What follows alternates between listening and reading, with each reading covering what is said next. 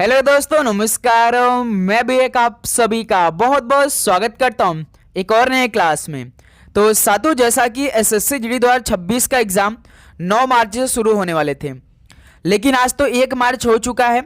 SSC की तरफ से कुछ भी नोटिस नहीं आया कि आपका पेपर 9 मार्च को या कब होगा, लेकिन ये क्लियर है कि आपका पेपर इसी महीने में कभी भी हो सकता है। तो अपने आप को हमें पूरी तरीके से प्रिपेयर रखना है कि कभी भी एग्ज़ाम हो हमें किसी प्रकार का दिक्कत ना आए किसी भी सब्जेक्ट में। जैसा कि एसएससी जीडी का जो परीक्षा होने वाला है वो केवल 1 घंटे का होने वाला है। इन्हीं 1 घंटे में आप सभी को जीके के 20 सवाल मिलेंगे हल करने के लिए, हिंदी के 20 सवाल मिलेंगे हल करने के लिए, मैथ के 20 सवाल मिलने वाले हैं और रीजनिंग के 20 सवाल मिलने वाले हैं। 80 क्वेश्चन का आपका पूरा पेपर होगा।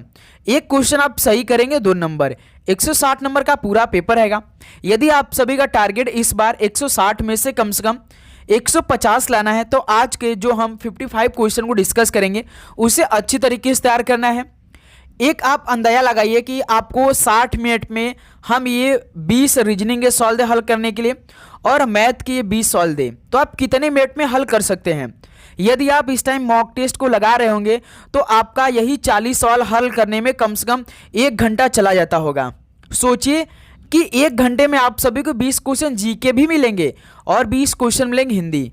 तो सवालों का लेवल किस तरह से रहता होगा आपके रियल पेपर में, तभी तो केवल 60 मिनट में आपको ये 80 सवाल दिया जाता है। तो साथियों, जिस तरह से पिछले 5 सालों में एसएससी जीडी के पेपर में जिस लेवल के सवाल पूछे जा रहे हैं उसी लेवल के सवाल हम लगातार क्लास में आपके लिए करवा रहे हैं। तो आज का भी अलग लेवल का एक पेपर होने वाले हैं।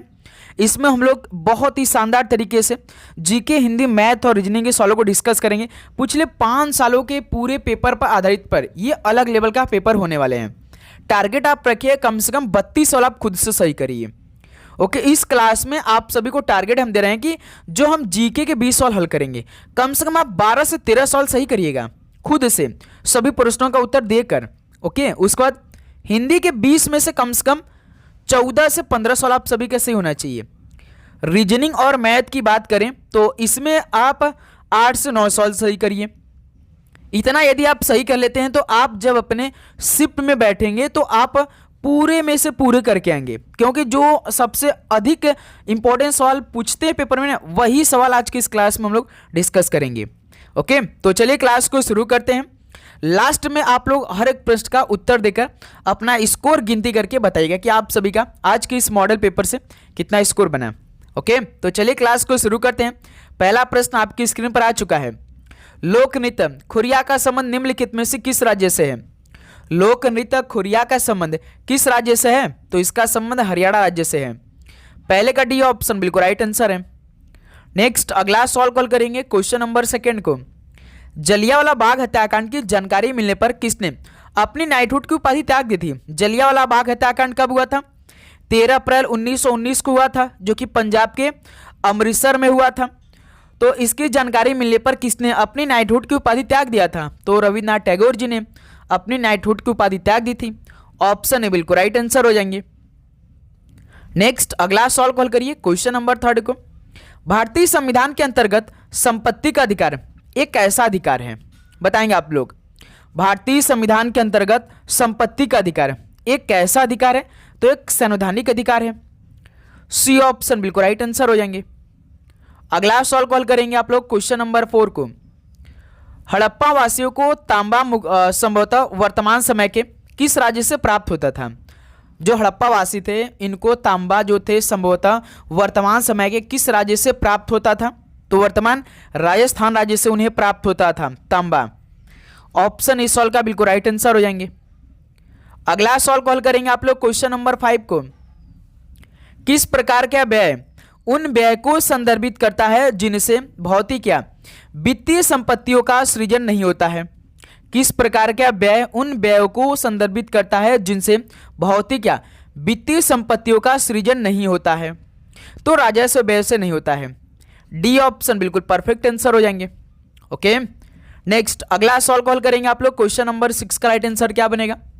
समुद्र पार भारत के दक्षिणी पड़ोसियों में कितने द्वीप देश शामिल हैं? समुद्र पार भारत के दक्षिणी पड़ोसियों में कितने द्वीप देश शामिल हैं? हल करिए आप लोग। तो एक तो श्रीलंका है, एक कौन सा भाई? चलिए एक श्रीलंका, दूसरा आप बताइए यानी 2 देश हैं, यानी 2 द्वीप देश शामिल हैं समुद्र पार भारत के दक्षिणी पड़ोसियों में। तो बी ऑप्शन बिल्कुल परफेक्ट आंसर हो जाएंगे। कमेंट सेक्शन बताइए, पहला तो भाई श्रीलंका है, दूसरा बताइए कौन सा द्वीप देश है। कमेंट सेक्शन में ये सवाल आपके लिए होमवर्क रहेगा, सभी लोग को बताना है। बताइए सोच समझकर, बहुत बेसिक सवाल है ये। अगला सवाल को देखिए, क्वेश्चन नंबर 7, मेंडलेव की आवर्त सारणी में परिवर्तन किया गया तथा किसको आधुनिक आवर्त सारणी के आधार के रूप में स्वीकार किया गया। मेंडलीव की आवर्त सारणी में परिवर्तन किया गया था तथा जो परमाणु द्रव्यमान है इनको आधुनिक आवर्त सारणी के अधिकार के रूप में आधार के रूप में स्वीकार किया गया था। तो इस सवाल का बी ऑप्शन परमाणु द्रव्यमान बिल्कुल परफेक्ट आंसर हो जाएंगे। अगला सवाल कॉल करेंगे आप लोग क्वेश्चन नंबर 8 को। अभिनव बिंद्रा ने किस वर्ष ओलंपिक खेलों में 10 मीटर एयर राइफल स्पर्धा में व्यक्तिगत स्वर्ण पदक जीतने वाले पहले भारतीय बनकर इतिहास रचे थे। अभिनव बिंद्रा जी ने किस वर्ष ओलंपिक खेलों में 10 मीटर एयर राइफल स्पर्धा में व्यक्तिगत स्वर्ण पदक जीतने वाले पहले भारतीय बनकर इतिहास रचे थे। तो 2008 में रचे थे। डी ऑप्शन बिल्कुल राइट आंसर हो जाएंगे। अगला सवाल को देखिए, क्वेश्चन नंबर 9 को। लोकनृत्य यात्रा की उत्पत्ति निम्नलिखित में से किस राज्य से हुई है। लोकनृत्य यात्रा की उत्पत्ति किस राज्य से हुई है।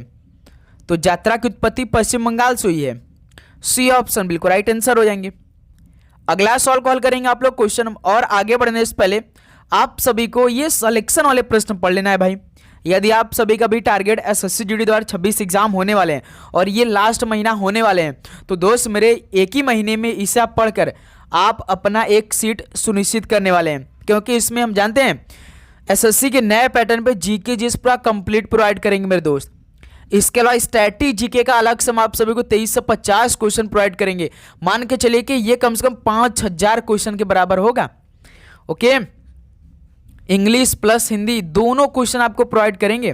करंट अफेयर पूरे 1 साल के प्रोवाइड आपको करेंगे हम। Reasoning complete chapter wise with detail solution के साथ।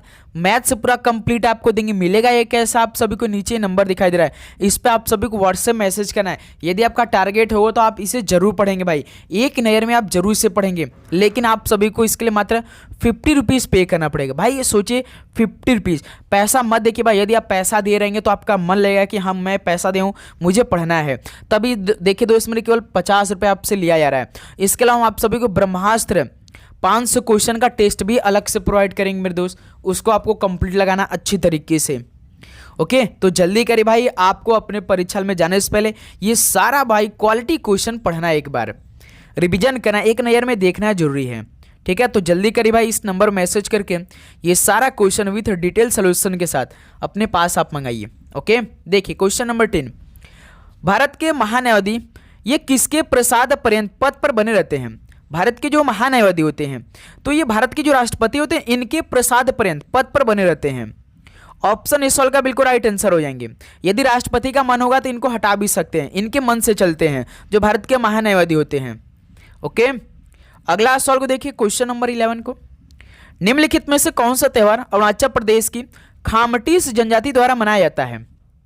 कौन सा त्यौहार अरुणाचल प्रदेश की खामटीस जनजाति द्वारा मनाया जाता है। तो सांगकेन त्यौहार, जो कि अरुणाचल प्रदेश की खामटीस जनजाति द्वारा मनाया जाता है। बी ऑप्शन बिल्कुल राइट आंसर है। अगला सवाल कॉल करिए, क्वेश्चन नंबर 12 को। भारतीय संविधान का मूल हस्तलिखित संस्करण किसने लिखा था। भारतीय संविधान का जो मूल हस्तलिखित संस्करण था वो किसने लिखा था। तो प्रेम बिहारी नारायण राजदादा ने लिखा था। डी ऑप्शन बिल्कुल राइट आंसर हो जाएंगे। अगला सवाल कॉल करिएगा, क्वेश्चन नंबर 13 को। भारत में इस्पात मंत्रालय के अधीन कितने इस्पात विनिर्माण केंद्रीय सार्वजनिक क्षेत्र उद्यम है। भारत में इस्पात मंत्रालय के अधीन कितने इस्पात विनिर्माण केंद्रीय सार्वजनिक क्षेत्र उद्यम शामिल हैं। तो पूरे 2 सार्वजनिक क्षेत्र उद्यम है। सी ऑप्शन बिल्कुल परफेक्ट आंसर हो जाएंगे। अगला सवाल कॉल करिएगा, क्वेश्चन नंबर 14 को। प्रसिद्ध वायलिन वादक किसने कर्नाटक संगीत के साथ साथ पश्चिमी शास्त्रीय संगीत में भी प्रशिक्षण प्राप्त किया था। प्रसिद्ध वायलिन वादक किसने कर्नाटक संगीत के साथ साथ पश्चिमी शास्त्रीय संगीत में भी प्रशिक्षण को प्राप्त किया था। तो लक्ष्मी नारायण सुब्रमण्यम ने। तो सी ऑप्शन इस सवाल का बिल्कुल राइट आंसर हो जाएंगे। अगला सवाल कॉल करिए, क्वेश्चन नंबर 15 को। भारत में प्रथम स्वतंत्रता संग्राम निम्नलिखित में से किस वर्ष में हुआ था? भारत में जो पहला स्वतंत्रता संग्राम हुआ था किस वर्ष में हुआ था? बताएंगे आप सभी। तो 1857 में हुआ था। डी ऑप्शन बिल्कुल राइट आंसर हो जाएंगे। नेक्स्ट अगला सवाल को हल करिए, क्वेश्चन नंबर 16 को। प्रौद्योगिकी की दृष्टि से प्रागैतिहासिक काल को कितने युगों में बांटा गया है? बताइए। प्रौद्योगिकी की दृष्टि से प्रागैतिहासिक काल को कितने युगों में बांटा गया है? तो सर 3 युगों में बांटा गया है। सी ऑप्शन परफेक्ट आंसर हो जाएंगे। अगला सवाल कॉल करिए, क्वेश्चन नंबर 17 को। भारत की पहली पंचवर्षीय योजना के बाद, भारत की पहली पंचवर्षीय योजना 1951 से लेकर 56 तक चली थी। तो भारत की जो पहली पंचवर्षीय योजना था, इसके बाद उसको बाद की जो क्रमागत पंचवर्षीय योजना था वो कितने वर्ष तक तैयार की गई थी? बताएंगे। यानी किस वर्ष तक तैयार की गई थी? उसके बाद की जो 2 क्रमागत पंचवर्षीय योजनाएं थी तो वर्ष 1965 तक तैयार की गई थी। डी ऑप्शन परफेक्ट आंसर हो जाएंगे। अगला सवाल कॉल करिएगा, क्वेश्चन नंबर 18 को। सोनल मानसिंह का संबंध मुख्य रूप से किस नृत्य शैली से है? सोनल मानसिंह का संबंध मुख्य रूप से किस नृत्य शैली से है? तो उड़ीसी से और भरतनाट्यम से है। डी ऑप्शन बिल्कुल राइट आंसर हो जाएंगे। अगला सवाल कॉल करेंगे आप लोग, क्वेश्चन नंबर 19 को। ब्रह्मोत्सवम पर्व ऐतिहासिक रूप से निम्नलिखित में से किस राज्य का मूल पर्व है? ब्रह्मोत्सवम पर्व ऐतिहासिक रूप से किस राज्य का ये मूल पर्व है? तो ये आंध्र प्रदेश का मूल पर्व है। सी ऑप्शन परफेक्ट आंसर हो जाएंगे। अगला सवाल कॉल करिएगा, क्वेश्चन नंबर 20 को। निम्नलिखित में से कौन सी नृत्य शैली देवदासियों द्वारा जीवित रखी गई है? इनमें से ऐसी कौन सी नृत्य शैली है जो कि देवदासियों द्वारा जीवित रखी गई है? तो भरतनाट्यम है। डी ऑप्शन परफेक्ट आंसर हो जाएंगे। तो साथियों ये आपका जीके का 20 सवाल कंप्लीट हो चुका। बताइए जीके में आप सभी कितना स्कोर बना? अब यहां से हम लोग हिंदी के 20 सवाल अच्छी तरीके से सॉल्व करेंगे। ओके, देखिए दिए गए वाक्यांश के लिए सार्थक शब्द ज्ञात कीजिए। द्रुपद की पुत्री, बताइए द्रुपद की पुत्री को क्या बोलेंगे? यानी द्रौपदी बोलेंगे, यानी द्रौपदी मुर्मू जो वर्तमान देश के राष्ट्रपति हमारे हैं। सी ऑप्शन परफेक्ट आंसर हो जाएंगे। नेक्स्ट अगला सवाल को हल करिए, क्वेश्चन नंबर 22 को। दिए गए मुहावरे का अर्थ को सर्वश्रेष्ठ रूप से व्यक्त करता है। चिपके रहना, इस मुहावरे का अर्थ बताइए। चिपके रहना यानी साथ साथ रहना। बी ऑप्शन परफेक्ट आंसर हो जाएंगे। ओके, नेक्स्ट अगला सवाल कॉल करिएगा, क्वेश्चन नंबर 23 का राइट आंसर क्या बनेगा? हिंदी का स्कोर आप गिनती करते चलेंगे, ठीक है। दिए गए वाक्य में रेखांकित शब्द का विलोम शब्द ज्ञात कीजिए। देश का विलोम शब्द बताइए। देश का विदेश होगा भाई, वह देश में यानी वह विदेश में है, इसका विलोम शब्द के तौर पे होगा। तो सी ऑप्शन परफेक्ट आंसर है। अगला सवाल कॉल करिए, क्वेश्चन नंबर 24 को। दिए गए वाक्य में रेखांकित शब्द के लिए सही वर्तनी ज्ञात कीजिए। हिंदी हमारी मातृभाषा है। मातृभाषा कैसे हम लोग लिखते हैं बताइए? यही आपका शुद्ध है भाई, मातृभाषा ऐसे लिखा जाता है भाई। ये आपका गलत है, तो देखिए कौन सा सही है? डी ऑप्शन मातृभाषा बिल्कुल परफेक्ट आंसर है भाई। अगला सवाल कॉल करिए, क्वेश्चन नंबर 25 का राइट आंसर क्या बनेगा? दिए गए वाक्य में उचित पर्यायवाची शब्द का चयन करके रिक्त स्थान की पूर्ति करिए। देवप्रयाग में 2 नदियों का मेल होता है, तो आप सभी को मेल का पर्यायवाची बताना है। यानी देवप्रयाग में 2 नदियों का क्या होता है भाई? संगम होता है। तो मेल यानी किसी का मिलन, यानी तो संगम होगा। परफेक्ट है, तो डी ऑप्शन बिल्कुल राइट आंसर हो जाएंगे। पर्यायवाची शब्द मतलब कि किसी शब्द का बिल्कुल समान वाला जो शब्द बताता हो, जो उसकी समान अर्थ देता हो। मेल का जो समान शब्द है वो संगम है, मिलन एक प्रकार का। नेक्स्ट अगला सवाल को देखिए, क्वेश्चन नंबर 26 को। दिए गए वाक्य में से गलत वर्तनी ज्ञात कीजिए। प्रकृति का सौंदर्य देखते ही बनता है, तो इस वाक्य में बताइए गलत वर्तनी कौन सा है? देखिए प्रकृति सही है, का भी सही है, सौंदर्य देखिए गलत है। सौंदर्य हम लोग कैसे लिखते हैं? स पे अ की मात्रा, द आधा सौंदर्य ऊपर रही से एक री की मात्रा रहती है, तो ये आपका गलत है। पहला ऑप्शन देखिए, यही आपका सौंदर्य गलत है। ठीक है, ऐसे ये आपका ऑप्शन बिल्कुल परफेक्ट आंसर है। अगला सवाल कॉल करिएगा, क्वेश्चन नंबर 27 को। दिए गए वाक्य में रेखांकित शब्द का विलोम शब्द ज्ञात कीजिए। वायु प्रदूषण से काफी हानि हो रही है, तो हानि का विलोम शब्द क्या होगा? हानि मतलब कि नुकसान, यानी उसका उल्टा लाभ होगा। तो डी ऑप्शन इस सवाल का परफेक्ट आंसर हो जाएंगे। ओके, अगला सॉल्व कॉल करिएगा क्वेश्चन नंबर 28 को। कामदेव का पर्यायवाची बताइए। कामदेव का पर्यायवाची यानी पुष्प धनवा होता है भाई, पुष्प धनवा। ऑप्शन ए इस सॉल्व का बिल्कुल राइट आंसर हो जाएंगे। नेक्स्ट अगला सॉल्व कॉल करिए क्वेश्चन नंबर 29। निम्नलिखित में से अशुद्ध वर्तनी वाले शब्द का चयन कीजिए। ऐतिहासिक छात्रवृत्ति। तो दोस्त मेरे हम लोग छात्रवृत्ति कैसे लिखते हैं, जब हम लोग फॉर्म अप्लाई करते हैं छात्रवृत्ति का तो ऐसे लिखा जाता है, तो ये गलत है भाई, यानी यही आपका अशुद्ध वर्तनी वाला शब्द है, बी ऑप्शन। इत्मीनान ठीक है, मासूमियत ठीक है, तो बी ऑप्शन इस सॉल्व का परफेक्ट आंसर। छात्रवृत्ति ऐसे लिखा जाता है। नेक्स्ट अगला सॉल्व कॉल करिए क्वेश्चन नंबर 30। अधेर नगरी का अर्थ क्या है? अंधेरी नगरी नहीं, अधेर नगरी का अर्थ बताना आप सभी को क्या होता है। अधेर नगरी का होता है अन्याय की जगह, तो डी ऑप्शन इस सॉल्व का राइट आंसर हो जाएंगे। नेक्स्ट अगला सॉल्व कॉल करेंगे आप लोग क्वेश्चन नंबर 31 को। निम्न में से शुद्ध वाक्य कौन सा है? तो सातों इनमें से शुद्ध वाक्य कौन सा है?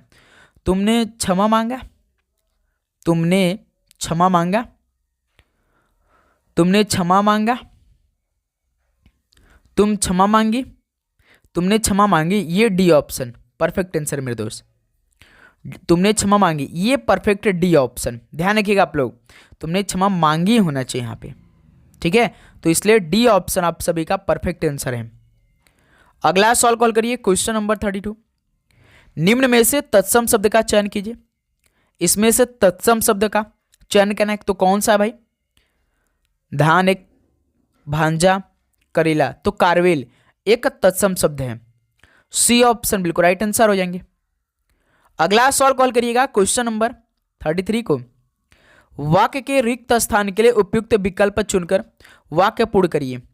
गीता की थी कि उसके पिता उसे आज घुमाने ले जाते, यानी गीता की आकांक्षा थी, अभिलाषा थी कि कामना थी, कि गीता की इच्छा थी कि उसके पिता उसे आज घुमाने ले जाते हैं, तो सी ऑप्शन बिल्कुल परफेक्ट आंसर होगा। ओके, नेक्स्ट अगला सॉल्व कॉल करिए क्वेश्चन नंबर 34। रजनी शब्द का पर्याय कौन सा नहीं है, यानी रजनी शब्द का पर्यायवाची इनमें से कौन सा नहीं है।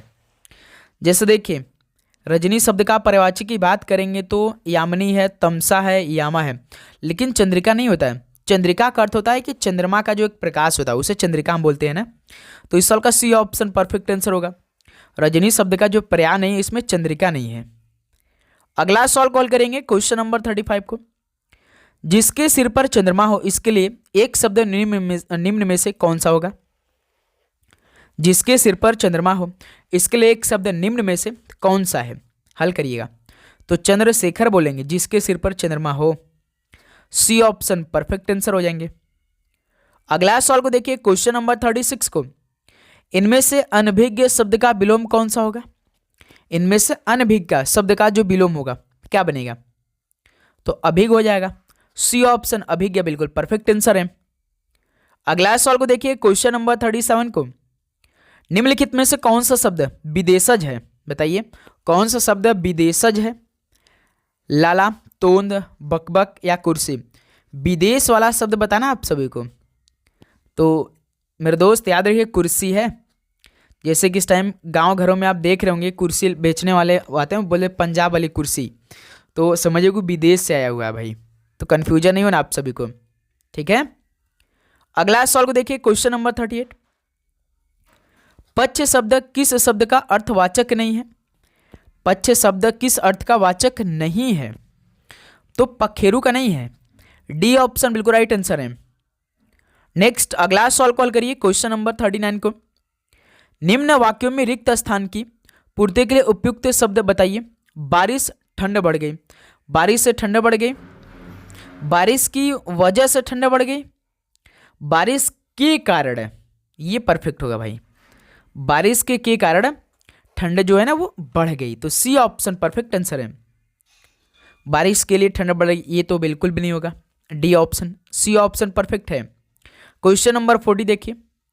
दिए गए वाक्य में रेखांकित शब्द के लिए सही वर्तनी ज्ञात कीजिए। हमें परस्पर सहयोग करना चाहिए, बताइए परस्पर कैसे आप लिखते हैं? हल करिए, यानी हमें परस्पर सहयोग करना चाहिए, तो परस्पर तो सर जी हम लोग प आधा स पर परस्पर, तो कि बी ऑप्शन देखिए परफेक्ट है भाई, इसमें देखिए परस्पर गलत दिया है। ओके, सभी को समझ में आया? तो सातों ये जीके प्लस हिंदी के 40 क्वेश्चन कंप्लीट हो गए। तो आप बताइए कि पहले 2 सेक्शन में आप सभी कितना स्कोर बना? क्या आप सभी का लगभग 30 प्लस सवाल से हुआ कि नहीं? कमेंट सेक्शन बताइए ईमानदारी के साथ। तो अब यहां से हम लोग मैथ प्लस रीजनिंग के सभी सवालों को हल करेंगे। कम से कम आप 8 से 9 सवाल सही करिएगा। देखिए 22 पुरुष 2 दिन में एक दीवार बना सकते हैं। उसी काम को आधे दिन में पूरा करने के लिए कितने पुरुषों की आवश्यकता होगी?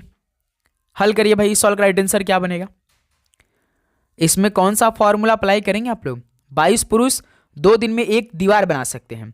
उसी काम को यानी एक दीवार बनाने में आधे दिन में, यानी डे आपका दे दिया आधा दिन यानी 1/2, इसको पूरा करने कितने पुरुष, यानी आपसे मैंने पूछा नहीं, आदमी की संख्या पूछा है, ये पूछा ना।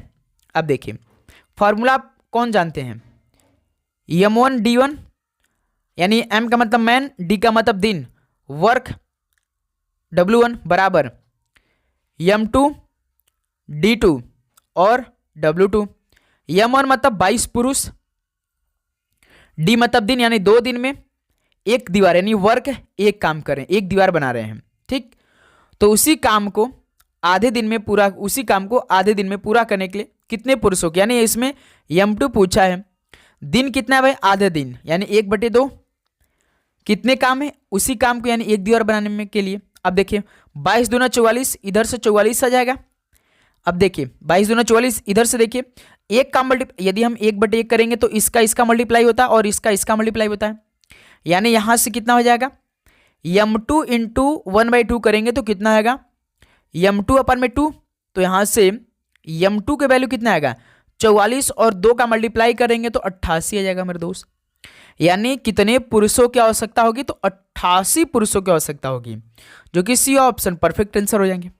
इसमें बस फॉर्मूला यदि आपको याद होता तो कैलकुलेशन मेन था, इसमें बस यही रखना था। ये फॉर्मूला भूलिएगा नहीं। जब भी 22 पुरुष 2 दिन में एक दीवार, तीनों काम करें भाई, आदमी दे, दिन दे और कोई काम दे, तो ये फॉर्मूला अप्लाई करिएगा। ओके, ध्यान रखिएगा आप लोग। यदि काम ना दे तो इस W1 W2 को काट भी सकते हैं आप लोग। M1 D1 बराबर M2 D2 लगा सकते हैं, या तो D1 पूछ देगा या तो M1 पूछेगा, कुछ भी पूछ सकता है आपसे। लेकिन इसमें भाई काम दिया था, वर्क दिया था, तो इसमें वर्क W1 W2 लगाना अनिवार्य था। तो टोटल 88 पुरुषों की आवश्यकता होगी। ठीक है, चलिए नेक्स्ट अगला सवाल कॉल करिए। Question number 42। यदि कोई वस्तु 20% की हानि पर बेची जाती है तो वस्तु के क्रय मूल्य और विक्रय मूल्य का क्रमशः अनुपात कितना होगा? 20% की हानि बेची जा रही है, 20/100 यानी 1/5 यानी 4 से 5। तो क्रय मूल्य और विक्रय मूल्य का आप सभी को बताना है, तो कितना हो जाएगा? 5:4 होगा। ये 5 ये 4, क्रय 5 और विक्रय 4, यानी इस सवाल का बी ऑप्शन परफेक्ट आंसर हो जाएंगे। ये तो बहुत बेसिक सवाल था भाई, ये सवाल आप सभी से गलती नहीं होना चाहिए भाई। 5 से 4 यानी हानि हो रही थी, देखिए 5 से 4 हो रही है। कोई सामान 5 का खरीद रहे हैं, एक का उसमें से बेच रहे हैं, तो 5 से 4 हो जाएगा। ठीक है, ध्यान रखिएगा आप लोग। 5 से एक घाटा हो रहा है, यानी 5 में से एक को घटाएंगे तभी 4 आता है। ठीक है, नेक्स्ट अगला सॉल्व कॉल करिएगा क्वेश्चन नंबर 43 को। 4500 भागे 9 प्लस 1800 गुणे 2 माइनस 310 गुणे 7 का मान कितना होगा? देखिए 4500 भागे 9 प्लस, ऐसा करते ना, इसे में हल कर लेते हैं हम लोग। 9 का भाग 4500 में देंगे तो 500 बार में, प्लस 2 का मल्टीप्लाई 1800 में करेंगे तो भाई 3600 है ना, 3600 माइनस अब 310 गुणे 7 करेंगे तो कितना आएगा? 700, 7 एकम 7, 7 21, 2170 आएगा। 500 और ये 36, 4100 हो जाएगा। 4100 में से 2170 को माइनस करिए, कितना होगा भाई? यानी 21 9 1900 और 30, यानी 1930 आना चाहिए भाई, 1930 आना चाहिए। देखिए अगर हम 2170 में 1930 को जोड़ेंगे तो पूरा 4100 आ जाएगा, यानी इस सॉल्व का परफेक्ट ऑप्शन होगा भाई। तो इसका मान आएगा ऑप्शन है 1930। ठीक है, ये भी आसान सवाल थे भाई। नेक्स्ट अगला सवाल कॉल करेंगे आप लोग क्वेश्चन नंबर 44 को। यदि p का p% 225 है तो p² का मान कितना होगा? दोस्त मेरे पी का मतलब बुरा, पी परसेंटेज को हम हटाएंगे तो पी बटे 100 बराबर 225 है। तो पी का मल्टीप्लाई पी में करेंगे तो कितना आएगा भाई, पी स्क्वायर आएगा। पी स्क्वायर और 100 का मल्टीप्लाई 225 में करेंगे तो 225 डबल जीरो यानी 22,500 आएगा। तो हमसे किसका वैल्यू पूछा था, पी स्क्वायर का पूछा था, तो कितना आ गया 22,500, जो कि सी ऑप्शन परफेक्ट आंसर हो जाएंगे। बताइए किसी प्रकार का डाउट इस सवाल में, आप सभी को किसी प्रकार का डाउट हो तो बताइए। बिल्कुल नहीं। चलिए नेक्स्ट अगला सॉल्व को हल किया जाए। क्वेश्चन नंबर 45 को 28% की छूट के बाद एक वस्तु ₹1008 में बेची जाती है, तो वस्तु का अंकित मूल्य यानी मार्केट प्राइस पूछ दिया मेरे दोस्त। हमेशा छूट दिया हो, जैसे कि हम लोग जब छूट प्रतिशत पूछा जाता है तो हम कैसे सॉल्व करते हैं, जब आपका मार्केट प्राइस और सेलिंग प्राइस दिया रहता है तो क्या फॉर्मूला अप्लाई करते हैं, एमपी माइनस एसपी बटे में एमपी मल्टीप्लाई 100। जब अंकित मूल्य दिया रहता है और सेलिंग प्राइस दिया रहता है, पूछा क्या छूट प्रतिशत पूछता है, लेकिन इसमें अंकित मूल्य कितना होगा यानी मार्केट प्राइस पूछा, तो क्या फॉर्मूला अप्लाई करेंगे इसमें, मार्केट प्राइस बराबर 1,008 ऊपर लिख दीजिए और 28% छूट यानी 100 से 28% की छूट हो यानी 72 नीचे आएगा, मल्टीप्लाई 100 कर देंगे, आपका आंसर आ जाएगा। हल करिए कितना आएगा, तो इसमें हल करेंगे तो दोस्त मेरे, तो यदि इसे हम हल करेंगे तो 12 छंग 72, 12 का भाग हम 1,008 में दें कितना होगा, 12 बटा 96, 4 48 12 44, 12 का भाग आप देंगे 1,008 में तो 84 बार में कट जाएगा। ठीक है, फिर देखिए 6 कम 6 14 छंग 84 यानी एमपी बराबर 1400 आएगा भाई।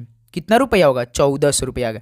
अब देखिए 6 का भाग जब आप 84 में कराएंगे तो 14 छंग 84, 14 का मल्टीप्लाई 100 में करेंगे तो कितना होगा, 1400 रुपया आएगा। यानी मार्केट जो प्राइस हो यानी अंकित मूल्य कितना होगा, ₹1400 रुपया का, जो कि बी ऑप्शन परफेक्ट आंसर हो जाएंगे। ओके, सभी क्लियर, किसी प्रकार का डाउट। नेक्स्ट अगला सॉल्व को हल करेंगे आप लोग क्वेश्चन नंबर 46 को। यदि 40 बराबर 5u है तो t प्लस u अपान में t का मान कितना होगा, ये अच्छा सवाल है। जैसे देखिए 4t बराबर 5u दिया है तो यहां से t बाई यू का वैल्यू कितना हो जाएगा, 5 अपान में 4 यानी t की वैल्यू 5 और u की वैल्यू 4।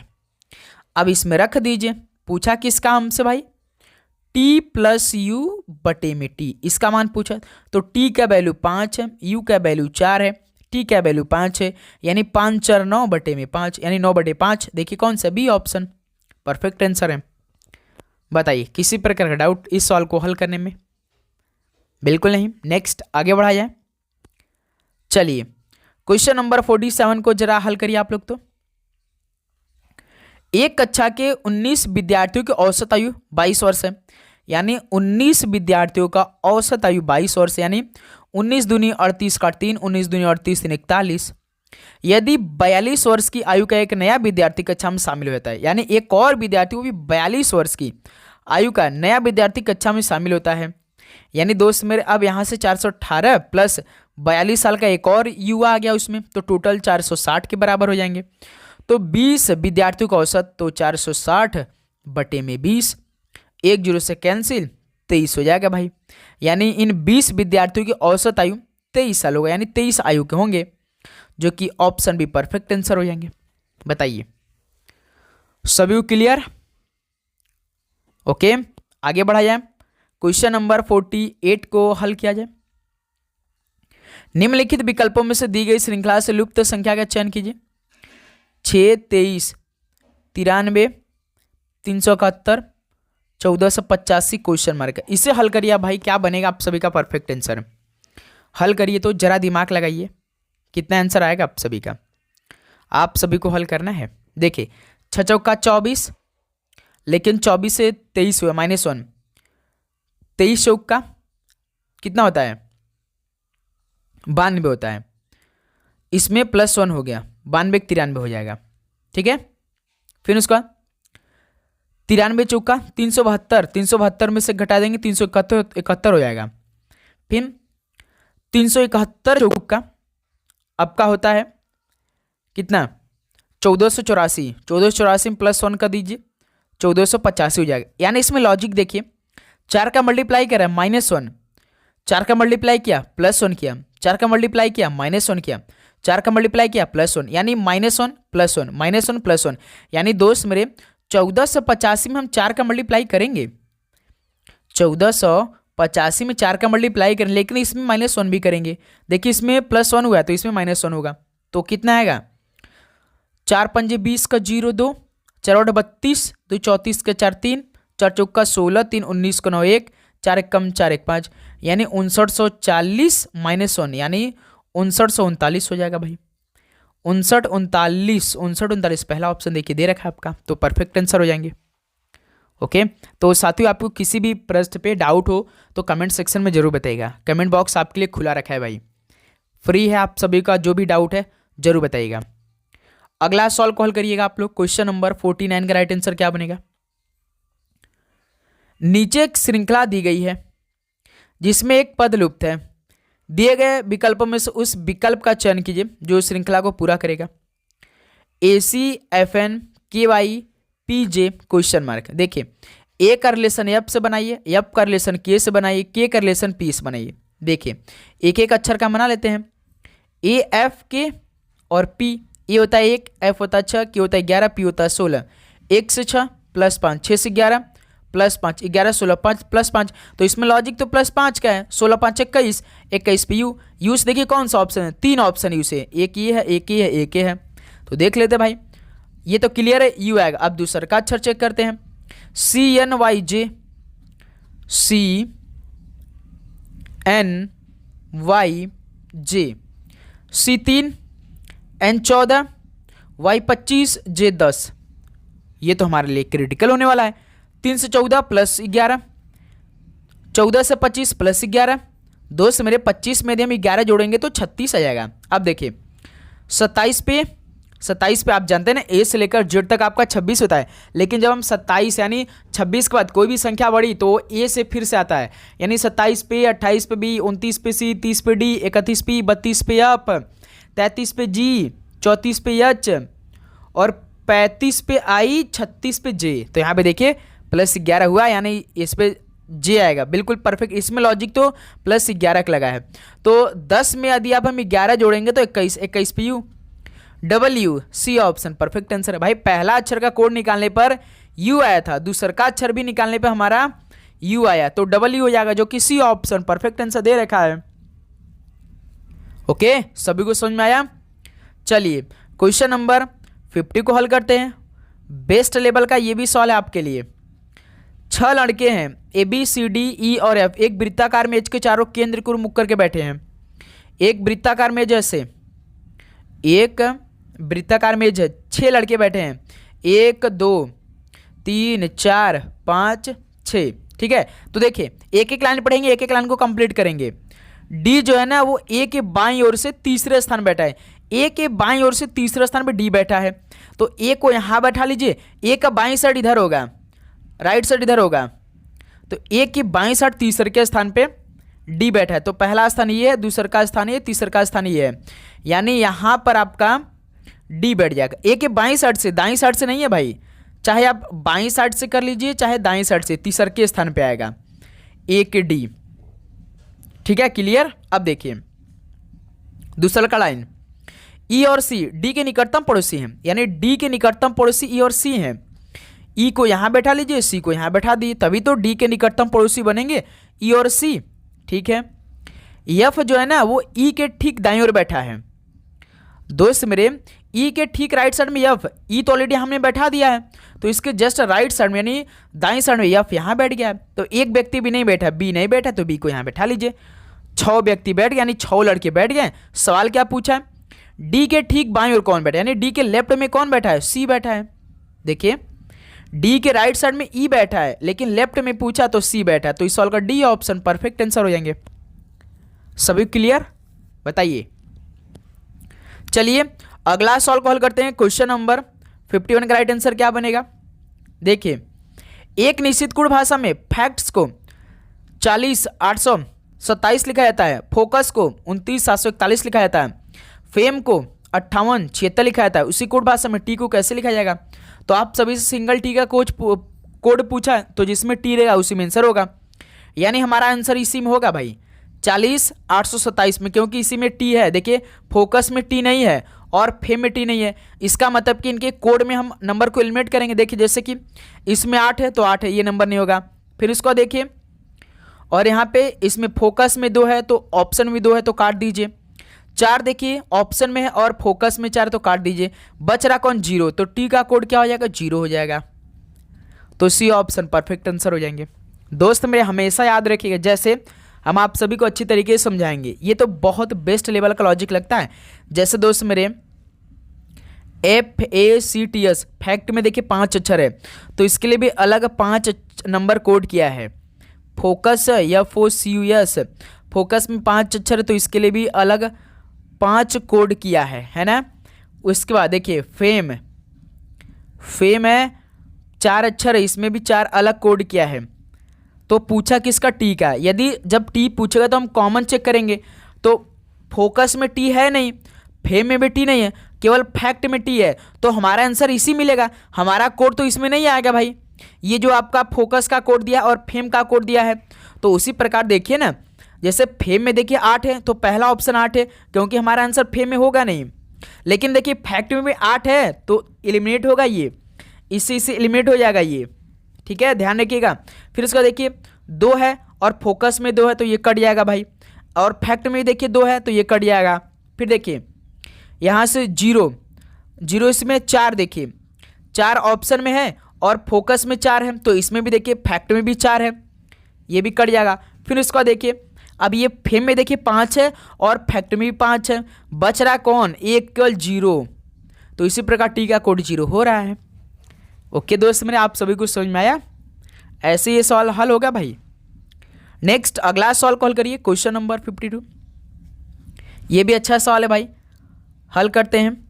देखिए एक आदमी को इशारा करते हुए करिश्मा ने कहा, एक आदमी की ओर इशारा करते हुए करिश्मा ने कहा, वह मेरे भाई के, यानी मेरे भाई का, भाई के लिए बिल प्लस लगते हैं भाई, ध्यान रखिएगा, ठीक है, पुरुष के लिए प्लस हमेशा लगते हैं, यानी मेरे भाई के पिता की। देखिए हम इसे अच्छी तरीके से सॉल्व करे थे भाई। एक आदमी की ओर इशारा करते हुए करिश्मा ने कहा, जैसे एक आदमी है ऐसे, है ना, आदमी ये है, एक करिश्मा यहाँ पे है, ठीक है। ये जो एक आदमी की ओर इशारा करते हुए करिश्मा ने इनसे कहा कि वह मेरे भाई, यानी मेरे भाई के पिता, यानी मेरे भाई, यानी ये आपस में दोनों क्या होंगे? भाई बहन होंगे भाई, ये आपस में भाई बहन हो जाएंगे, क्योंकि मेरे भाई के पिता यानी मेरा भाई, यानी कोई आपकी बहन होगी तो बोलेगी कि मेरे भाई के पिता, यानी वो अपने पिता की बात कर रही है भाई, अपने पिता की बात कर रही है वो, ये तो अपने पिता की बात कर रही है ना। जैसे सवाल देखिए कि एक आदमी की ओर इशारा करते हुए करिश्मा ने कहा, वह मेरे भाई के, यानी मेरे भाई के पिता की इकलौती बेटी, यानी अपने बारे में बात कर रही है भाई, वो अपने बारे में बात कर रही है, बेटी का पति है, यानी वो अपने पति की तो बात करी। तो सवाल देखिए उस आदमी का करिश्मा से क्या संबंध है? तो भाई पति हो जाएगा, सिंपल सा ये तो सवाल है गुरु। डी ऑप्शन परफेक्ट आंसर हो जाएगा, इकलौती बेटी है वो भाई। समझे आप लोग? बताइए, थोड़ा सा दिमाग लगाइए, थोड़ा सा जोर डालिए, अपने आप को यहाँ पर रखिए, क्लियर हो जाएगा, ठीक है। देखिए वह मेरे भाई के, यानी अपने भाई की बात करें, अपने भाई के पिता, यानी अपने पिता की बात करें, जो आप भाई बहन होंगे, जो आपके पिता होंगे, एक ही पिता होंगे, तो भाई वही अपने पिता की इकलौती बेटी, यानी अपने बारे में बात करें, यानी उस वही अपने पिता की इकलौती बेटी है, करिश्मा आई बेटी का पति है, यानी भाई वो अपने पति की बात कर रही है। तो डी ऑप्शन परफेक्ट आंसर हो जाएंगे। उस आदमी का करिश्मा से क्या संबंध है? करिश्मा से क्या संबंध है भाई? अपने पति के बारे में जानकारी दे रही है। नेक्स्ट अगला सॉल्व कॉल करेंगे आप लोग, क्वेश्चन नंबर 53 का राइट आंसर क्या बन के आएगा? देखिए दिए गए विकल्पों में से किन दो चिन्हों को आपस में बदलने पर निम्नलिखित समीकरण सही हो जाएगा? तो ये आपका समीकरण दिया है यहाँ पे 30, यानी 30 बराबर 30 करना, यानी LHS बराबर RHS करना है हमें। अब देखिए इसमें 26 पहला ऑप्शन को उठाएंगे भाई, सॉरी ये ऑप्शन का मदद लेना पड़ेगा ना इस सॉल्व को हल करने में, यानी गुणा और प्लस को हमें बदलना है, इस समीकरण में रखना है। देखिए पहला ऑप्शन को उठाएंगे, यानी जहां पे गुणा होगा वहां पे प्लस, जहां पे प्लस होगा वहां पे गुणा। 26 प्लस है तो गुणा रख देंगे भाई, क्योंकि पहला ऑप्शन को हमने उठाया है। 2/4 माइनस 8 गुणा है तो प्लस, 25 बराबर 30, यही हमें आंसर लाना है। अब देखिए 26 गुणे 2 का भाग 4 में नहीं जाएगा तो 2/4 कर देते हैं, माइनस 8 प्लस 25। अब देखिए 26 दूनी 52, 52/4, तो यहाँ से इसको हल करेंगे 13, यानी 26 गुणे 2/4 हल करने पर पूरा 13 आ रहा है। 13 माइनस 8 प्लस 25, 25 प्लस 13 39, 25 13 कितना होता है 38, सॉरी 38, 38 में से 8 घटा देंगे तो 30, तो हमें ये 30 आंसर लाना था, जो कि पहला ही ऑप्शन रखने से हमारा आंसर आ गया मेरे दोस्त। बताइए, देखिए 26 गुणे 2 किए तो 52, 52/4, जब 4 का भाग आप 13 में 52 में देंगे, 13 चौका 52, तो यहाँ पे देखिए हमने 13 लिखा है, 13 माइनस 8 ये है प्लस 25 है, तो देखिए ये माइनस 8 अलग है, प्लस 25 और प्लस 13 एक है, तो बॉर्ड में स्कीम लगाएंगे तो पहले प्लस करेंगे, तो प्लस 13 और प्लस 25 कितना होगा, प्लस 38 हो जाएगा, और 30 में से 8 घटाएंगे तो 30 होगा ना, तो हमें 30 आंसर देखिए लाना था, जो कि प्रश्न में दिया है। ओके दोस्त मेरे, आप सभी को समझ में आया। चलिए अगला सवाल को हल करेंगे आप लोग, क्वेश्चन नंबर 54 को। एक निश्चित कोड भाषा में स्टैट को पीपी एक्सपी लिखा जाता है, उसी कोड भाषा में वाइड को कैसे लिखा जाएगा दोस्त मेरे, STAY, स्टे में 4 अक्षर हैं, इसके अलग कोड 4 किया है, पीपी एक्सपी, वाई 25 होता है, पी 16 होता है ना, यस होता 19, पी होता 16, टी होता 20, पी होता 16, ए होता 1 और एक्स होता 24। तो इसमें क्या लॉजिक लगा भाई, कुछ समझ नहीं आ रहा है, इसमें तो कुछ अलग लफड़ा लग रहा है क्या इसमें भाई। दोस्त मेरे देखिए 19 से 16 इसमें -3 हो गया है, 20 से 16 इसमें -4 हुआ है। अब ए को यहाँ पे हम 27 मान लेते हैं, 27 से 24 कर दिया है, यानी इसमें -3 हो गया है। यदि हम 25 में से -4 करते तो 21 आना चाहिए भाई।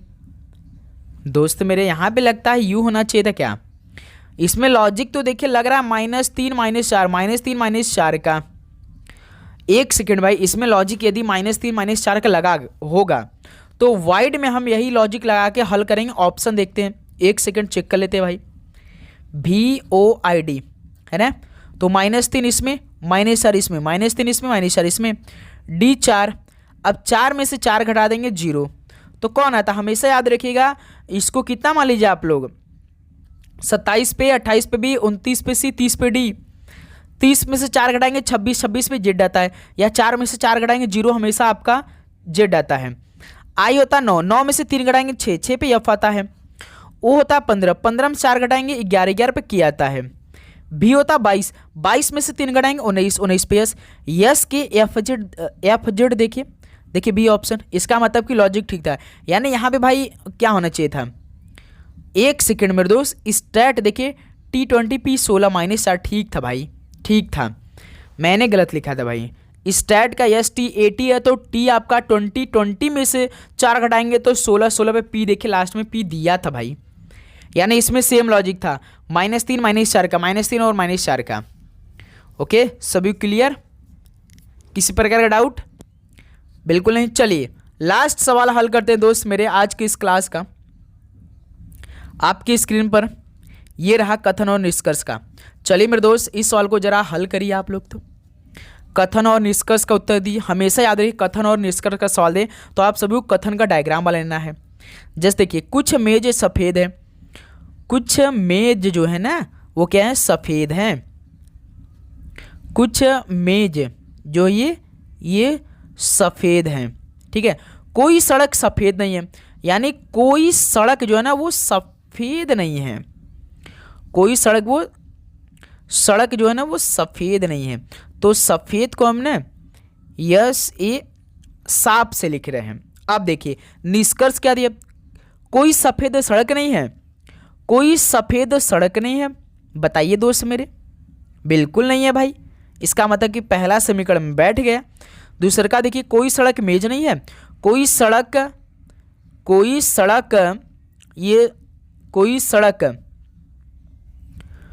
ये सड़क आपका है ना, कोई सड़क में, इनका तो कोई रिलेशन नहीं दिया है, यानी ये तो निष्कर्ष फॉलो नहीं करेगा कथन के अकॉर्डिंग। कोई सफ़ेद मेज नहीं है, कोई सफ़ेद मेज नहीं है, बिल्कुल नहीं है, तो इनका भी कोई रिलेशन नहीं दिया, यानी इसमें केवल डी ऑप्शन परफेक्ट होगा। देखिए केवल निष्कर्ष एक अनुसरण करता है भाई। एक बार फिर से इसे हम समझेंगे भाई अच्छी तरीके से। जैसे कुछ मेज जो ना वो सफ़ेद हैं, यानी कुछ मेज को हम टेबल से लिख रहे हैं भाई। कुछ टेबल जो ना वो वाइट है, यानी सफ़ेद है, वाइट मतलब सफ़ेद। कोई सड़क, यानी कोई सड़क जो ना वो सफ़ेद नहीं है। सड़क को हम रोड से लिख रहे हैं, आर से। अब देखिए, अब हमें अच्छी तरीके से समझ में आएगा, अब यहाँ से हमें अच्छी तरीके से समझ में आएगा। निष्कर्ष देखिए, कोई सफ़ेद यानी कोई वाइट जो ना वो सड़क नहीं है, बिल्कुल नहीं है। देखिए सवाल में दिया, इसका मतलब कि पहला जो निष्कर्ष है वो कथन के अकॉर्डिंग अनुसरण कर रहा है। दूसरा का पढ़ते हैं, कोई सड़क यानी कोई रोड, मेज नहीं है, देखिए टेबल नहीं है, इनका तो रिलेशन नहीं दिया तो ये होगा नहीं भाई। फिर देखिए तीसरा का कोई सफ़ेद यानी कोई वाइट मेज नहीं है, लेकिन सवाल में कोई सड़क सफ़ेद नहीं है, कोई सफ़ेद मेज नहीं दिया था, यानी ये भी आपका फॉलो नहीं करेगा भाई। निष्कर्ष तीसरा भी अनुसरण नहीं करेगा कथन के दूसरे से, ठीक है। तो केवल इसमें निष्कर्ष एक अनुसरण करता है। देखिए लास्ट लाइन में क्या दिया था निष्कर्ष वाले में, कोई सफ़ेद मेज नहीं है, क्या कोई वाइट जो है ना वो मेज नहीं है भाई, लेकिन है भाई इसमें, तभी अनुसरण नहीं कर रहा है। देखिए इसमें तो कुछ है तभी, तो केवल इसमें पहला आपका केवल निष्कर्ष एक अनुसरण कर रहा है, तो इस सवाल का डी ऑप्शन परफेक्ट आंसर हो जाएंगे। थोड़ा सा सोचने में मजबूर करता है ये सवाल। तो साथियों फाइनली 55 क्वेश्चन कंप्लीट हो गए। तो बताइए आप सभी का इन 55 क्वेश्चन में से कितना स्कोर बना, सभी ईमानदारी के साथ बताएंगे। तो उम्मीद करूँगा दोस्त आपको हर एक क्वेश्चन बहुत ही शानदार तरीके से समझ में आएंगे। यदि आपको किसी भी प्रश्न पे डाउट हो तो भाई कमेंट सेक्शन में पहले बता दीजिए। यदि आपको किसी भी प्रश्न पे डाउट हो तो कमेंट सेक्शन में जरूर बताइए। डाउट लेकर आप बिल्कुल भी नहीं चलेंगे मेरे दोस्त, चैनल को आप सब्सक्राइब करके नोटिफिकेशन को ऑन करेंगे।